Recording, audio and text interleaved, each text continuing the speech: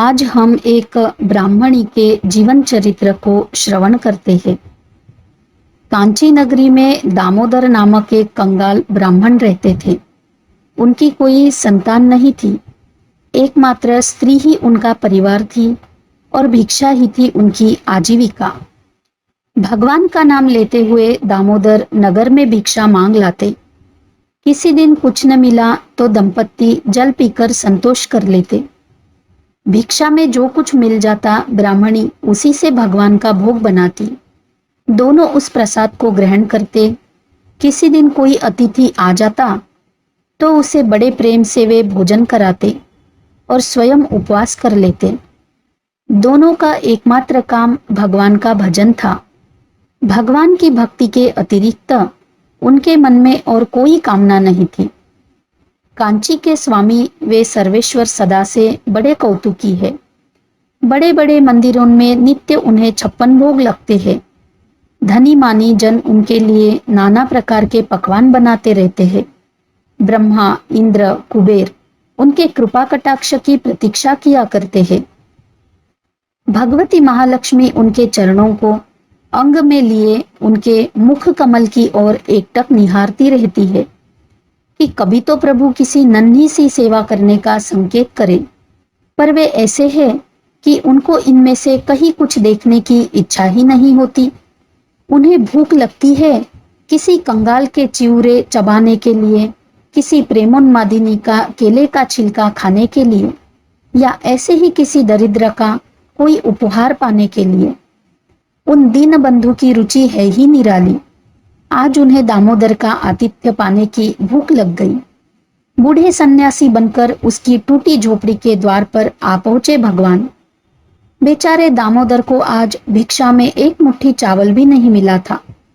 खाली हाथ घर लौटकर वे मन ही मन भगवान से प्रार्थना कर रहे थे कि आज कोई अतिथि न आ जाए। जहां बाघ का भय था वही सांझ हुई।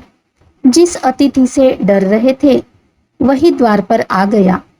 ऐसा अतिथि कि उससे बुढ़ापे के कारण खड़ा होना भी कठिन, भूख तथा थकावट के कारण बोला तक कठिनता से जाता है। दामोदर ने द्वार पर आकर हाथ जोड़कर प्रणाम किया। तेजस्वी रुद्ध सन्यासी ने कहा, तुम्हारी बड़ी कीर्ति सुनकर आया हूं। मैं चाहे जिसके भोजन नहीं करता, मैं श्रद्धालु भक्तों का अन्न तो मांगकर भी खाता हूं, पर जिनकी अतिथि अभाग्य तो उनमें श्रद्धा नहीं, वे गले पड़े तब भी उनके अन्न की ओर देखता तक नहीं। पुराना शरीर है, चला फिरा जाता नहीं।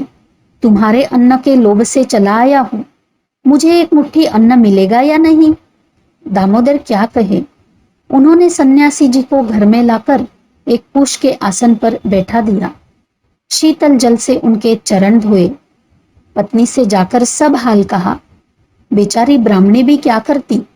घर में तो न कोई बर्तन है न वस्त्र कि उसे बेचा जा सके।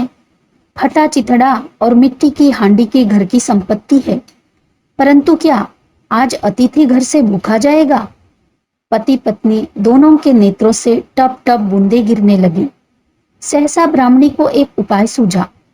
उसने अपने पति से कहा, आप तुरंत नाई के घर से कैंची मांग लाइए और मेरे बालों को काट लीजिए। हम दोनों मिलकर उनसे वेणी बांधने की डोरी बट लेंगे। उसे बेचकर अतिथि की सेवा हो जाएगी। दामोदर कैंची मांग लाए। ब्राह्मणी के केशों को चारों ओर थोड़े थोड़े छोड़कर शेष काट लिया। उन्होंने उनसे डोरी बटी। सौभाग्य से एक ग्राहक ने उसे ले लिया। उसके पैसों से अतिथि के लिए दाल, चावल, घी आदि आया। ब्राह्मणी ने रसोई बनाई। रुद्ध सन्यासी भोजन करने बैठे। केले के पत्ते पर वे यज्ञ भोक्ता सर्वेश्वर भोजन करने लगे। दामोदर उन्हें हवा करने लगे। ब्राह्मणी ने आग्रह करके बार बार परोसा। वे अतिथि देवता जो कुछ बना था सब भोजन कर गए, कुछ भी बचाया नहीं। भोजन करके बोले, मैं तुम लोगों की सेवा से बहुत संतुष्ट हुआ। रुद्ध शरीर है, रात को चला नहीं जाएगा। रात को यही रहूंगा। संध्या समय मेरे लिए अधिक खटपट करने की आवश्यकता नहीं। एक हंडिया चावल से ही काम चल जाएगा। दामोदर को अतिथि के लिए सायंकालीन भोजन व्यवस्था की अधिक चिंता नहीं करनी पड़ी। ब्राह्मणी ने अपने सिर के बचे हुए केश भी उतरवा दिए और एक चिथड़ा लपेट लिया। केशों की डोरी फिर बटी गई, उसके पैसों से फिर सामान आया और सायंकालीन भोजन में भी अतिथि देवता ने रसोई में कुछ बचा नहीं रहने दिया। दामोदर और उनकी स्त्री को बड़ी प्रसन्नता हुई। केवल जब दामोदर अपनी स्त्री के चिथड़ा लपेटे सिर की ओर देखते, तब उनके नेत्र सजल हो जाते थे। घास पत्तों के आसन पर वे अखिल ब्रह्मांड नायक सर्वलोक महेश्वर भगवान शेषशाही मजे से सो गए। दामोदर उनके धीरे धीरे चरण दबाने लगे। जब अतिथि सो गए, तब ब्राह्मणी ने पति से कहा, साधु महाराज बहुत बूढ़े हैं, इस दुर्बल शरीर से कल भी इनसे कैसे चला जाएगा। आप कल सवेरे ही नगर में भिक्षा के लिए जाइए। जो कुछ मिल जाएगा उससे हम लोग कल भी इनकी सेवा कर लेंगे। हम दोनों तो जल पीकर कई दिन मजे से रह सकते हैं। जैसी ब्राह्मणी वैसे ब्राह्मण, दोनों ने सलाह पक्की कर ली। वे अनंतशाही पड़े पड़े ब्राह्मण दंपत्ति की बातें सुन रहे थे। उनके कमल नेत्रों के कोने से करुणा की धारा बह चली। उनकी इच्छा से ब्राह्मण दंपत्ति सो गए।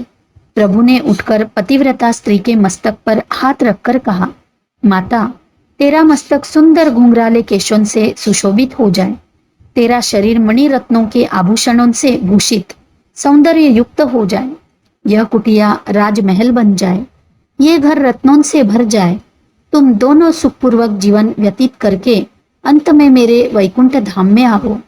मैं सदा तुम्हारे साथ रहूंगा।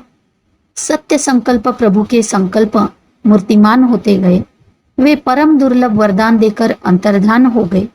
प्रातःकाल जब ब्राह्मणी जागी, तब अपना दिव्य रूप, अपने पति का कामदेव के समान रूप, चारों ओर वैभव की बहुलता और कुटिया के स्थान में राजभवन देखकर बड़ा आश्चर्य हुआ। उसने हड़बड़ाकर दामोदर को जगाया।